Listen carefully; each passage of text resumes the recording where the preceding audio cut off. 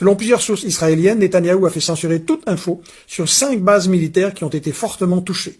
Selon une source fiable des renseignements russes, document à l'appui, la riposte de l'Iran aurait tué 6 généraux israéliens, 32 agents du Mossad, 78 du Shin Bet, 198 officiers de l'armée de l'air, 462 soldats, 11 scientifiques nucléaires, 423 réservistes. Silence chez nous. Yémen. En mer Rouge, la défense antiaérienne yéménite a fait échouer une opération de 30 avions sionistes. 10 ont dû retourner à leur base avec leur chargement et les autres n'ont atteint aucune de leurs cibles et ont dû parfois se délester en mer. Et les porte-avions US n'osent plus s'approcher des côtes. Trop vulnérables. Silence chez nous. Autre problème. Au moins un des fameux avions furtifs F-35 a été abattu au-dessus de l'Irak. Et début juillet, l'Ukraine perdait son 4e F-16 en un an. Une fois encore, le pilote est mort avant d'avoir pu s'éjecter. Ces chasseurs, qui étaient censés renverser le cours de la guerre, sont devenus, écrit un analyste, des tombeaux volants pour les rares Ukrainiens formés à les piloter.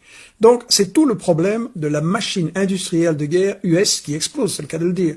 Malgré un budget de près de 1000 milliards de dollars, les armements US sont dépassés en quantité. Moscou produit en 3 mois plus que tous les pays de l'OTAN en un an, et dépassé en qualité aussi. En Ukraine comme en Israël, les très coûteux missiles patriotes peuvent seulement regarder passer des missiles hypersoniques.